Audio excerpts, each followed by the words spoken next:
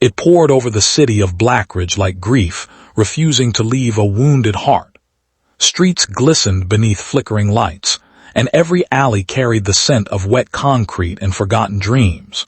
Inside a cramped apartment on the fourth floor of an aging building, Ethan Cole sat alone beside a cracked window, staring at the small wooden box resting on his table. The box looked ordinary. Dark oak, rusty hinges, no markings except for a faded symbol carved into the lid. Yet Ethan feared it more than anything he had ever touched. His trembling fingers hovered above it, but he never opened it willingly anymore. The whispers inside had become stronger over the years.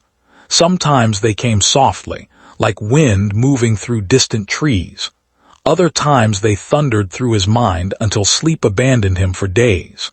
And tonight the whispers were calling his name again. Open it. Ethan closed his eyes tightly. No, open it, Ethan. His chest tightened.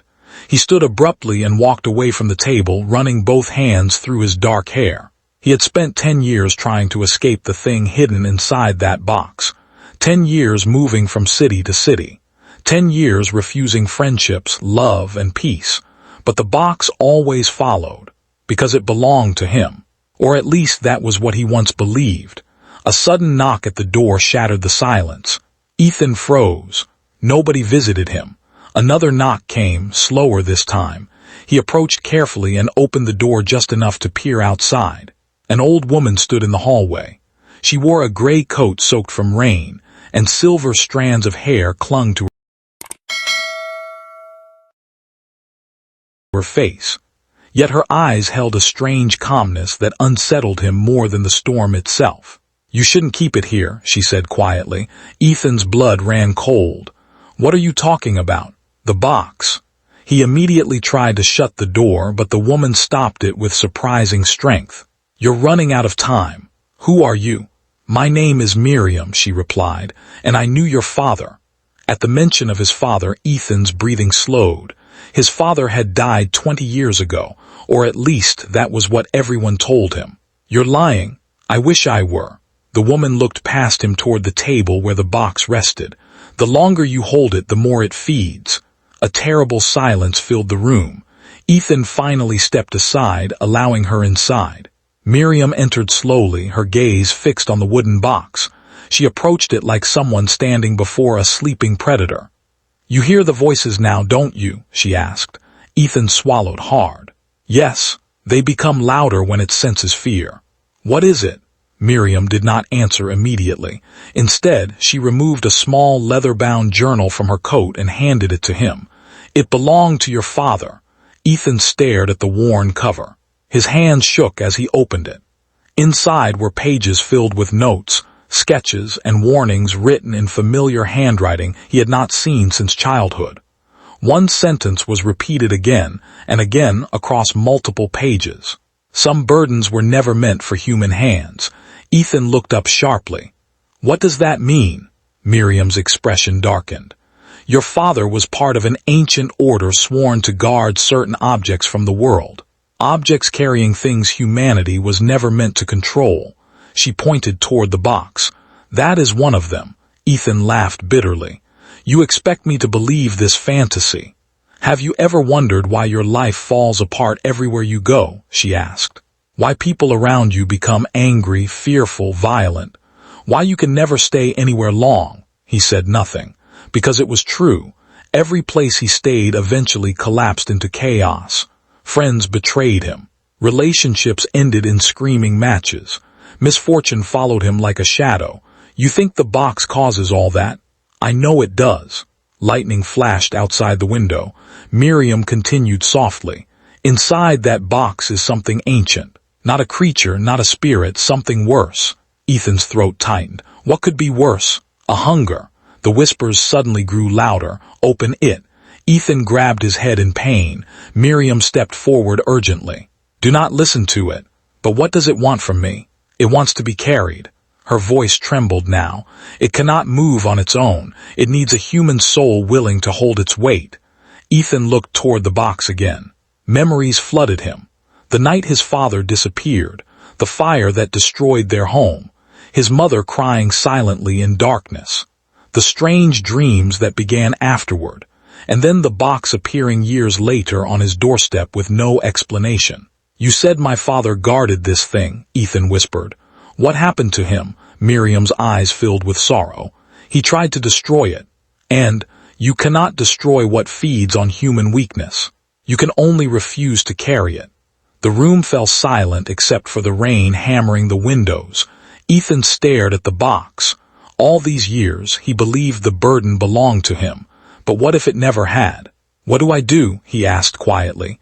Miriam opened the journal to its final page. "There is one place where it can be sealed again." A map had been drawn there, far north, deep within mountains, a place called Hollow Reach. "The journey will not be easy," Miriam warned.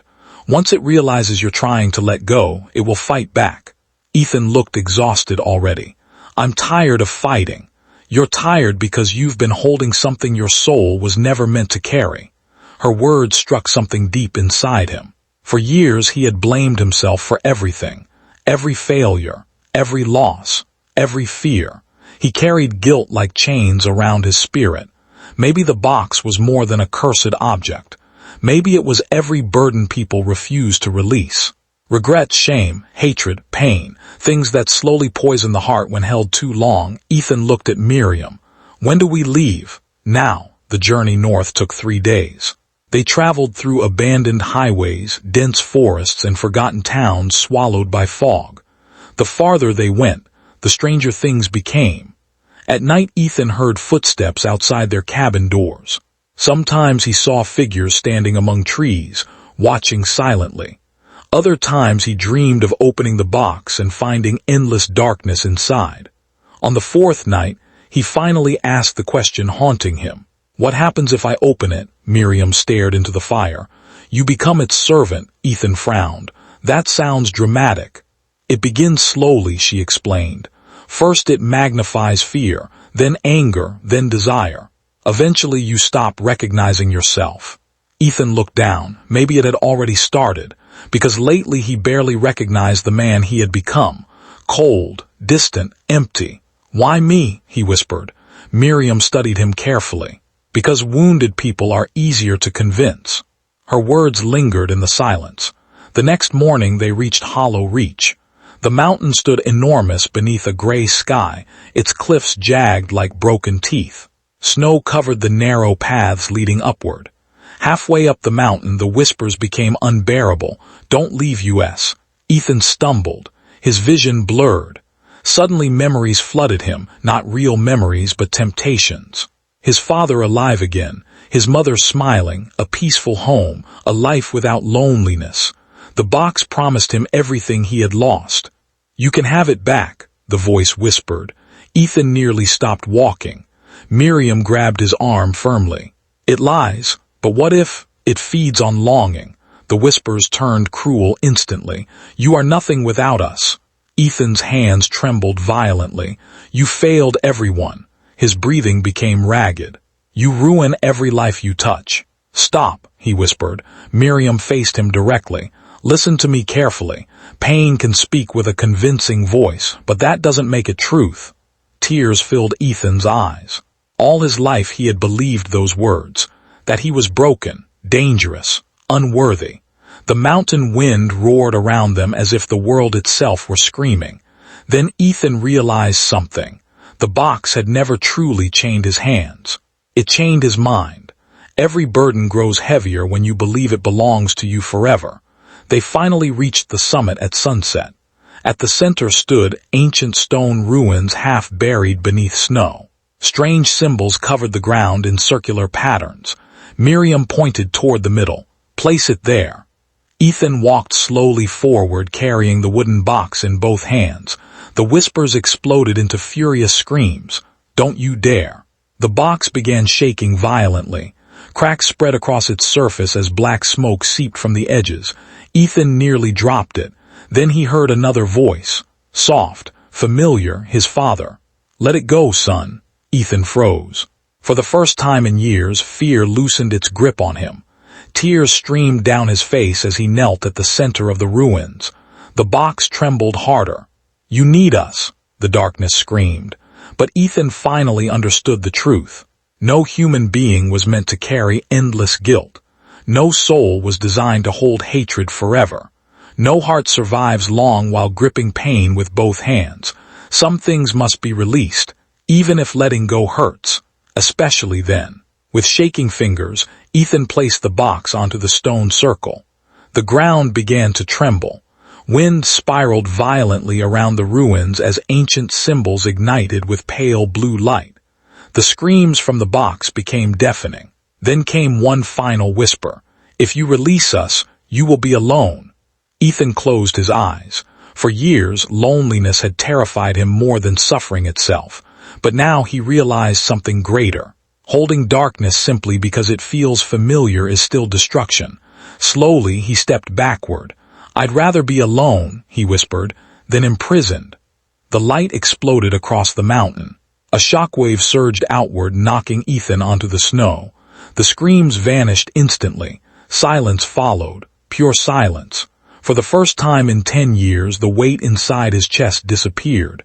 The air felt lighter, his thoughts clearer, his soul quieter. The box was gone. Only ashes remained. Ethan lay staring at the darkening sky above him, and suddenly he laughed. Not because life was perfect, not because pain had never existed, but because the burden was finally no longer his. Miriam approached slowly. "It's over." Ethan looked at his empty hands. Hands that had spent years clutching fear, shame, and sorrow. Hands finally free. "What happens now?" he asked. Miriam smiled gently. "Now you learn what life feels like when your soul carries only what it was created to hold." The snow continued falling softly around them, and somewhere beyond the mountains, dawn was already beginning to rise.